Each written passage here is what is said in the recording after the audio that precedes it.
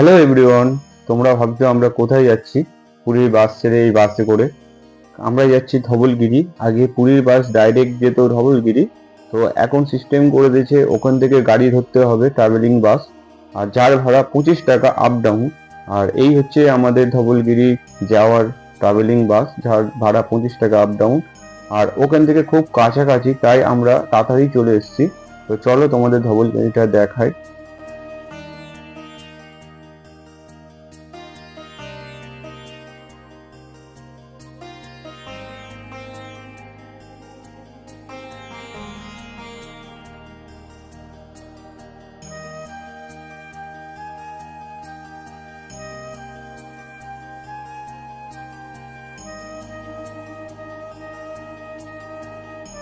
আর এই হচ্ছে আমাদের ধবলগিরি, অনেকটা পাহাড়ের ওপরে এই মন্দিরটা করা।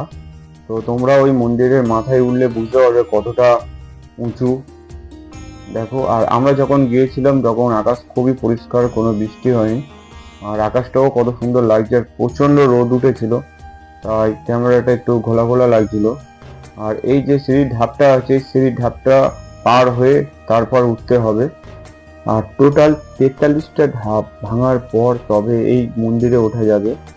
আর এই মন্দিরে উঠলে সামনে বুদ্ধদেবের একটা মূর্তি আছে, যেটা খুব সুন্দর দেখতে। আর এখান থেকে তোমার বাইরের পরিবেশটা কত সুন্দর লাগছে, মানে কতটা ওপরে উঠেছি আমরা, দেখো কতটা সুন্দর লাগছে। পরিবেশটা এতটাই সুন্দর লাগছে, মানে মন ভরে দেখতে ইচ্ছা করে দাঁড়িয়ে দাঁড়িয়ে। কিন্তু ওইদিকে বাসের লোক তাড়া দিচ্ছিল, তাই বেশিক্ষণ ওয়েট করতে পারেনি। আর আকাশের মেঘটা দেখে মনে হচ্ছে শরৎকাল চলে এসছে, দুর্গাপূজার বেশি বাকি নেই। আর মা আসছে, যে তার আগমন দেখাচ্ছে আকাশে।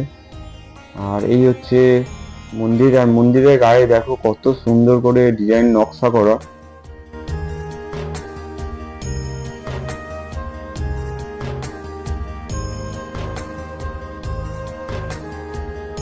মন্দিরটা ঘোরার পর ডান সাইডে একটা রাস্তা আছে, সিঁড়ি আছে।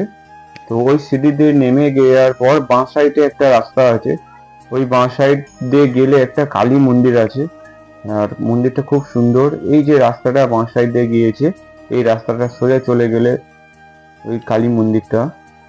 যাওয়ার পথে এই যে দোকানটা দেখছো, এই কন্টেনারে ছোট ছোট সব লজেন্স, জেমস এইসব ভর্তি, আর বাদাম কাজু অনেক কিছুই পাবে। তো আমরা এখান থেকে আসার সময় খাবার কিনেছিলাম, মেয়ে কাঁদছিল বলে। আর এই রাস্তাটা সোজা চলে গেলে সামনেই মন্দির। আর ডান সাইডে এটা একটা শিব মন্দির আছে, শিবলিঙ্গ। তো আমার মেয়ে দেখেছে, তাই প্রণামী দিতে হবে, ও গড় করবে। ও যেখানটায় দাঁড়াবে, মানে মন্দির দেখবে, সেখানটায় প্রণামী দিয়ে তবে গড় করবে। আর এখান থেকে গড় করার পর সোজা চলে গেলাম আমরা ওই মন্দিরে। আর মন্দিরটা দেখো কত সুন্দর লাগছে, খুব সুন্দর লাগছে মন্দিরটা দেখতে। আর এখানটা আরো ছোট ছোট অনেক মন্দির আছে আশেপাশে ঘিরে। তোমরা দেখো ভিডিওটা কেমন লাগলো অবশ্যই কমেন্ট করে জানিও। আর এরপরে আসছে আমার নেক্সট পার্ট, উদয়গিরি খণ্ডগিরি, কারণ এরপরে গিয়েছিলাম উদয়গিরি খণ্ডগিরি, তারপর গিয়েছিলাম নন্দনকানন। তো তোমরা মন্দিরটা দেখো, তোমরা দেখায়। তো চলো দেখা হচ্ছে next part, next video Udayagiri আর খণ্ডগিরি নিয়ে। ভিডিওটা ভালো লাগলে অবশ্যই একটা লাইক করো,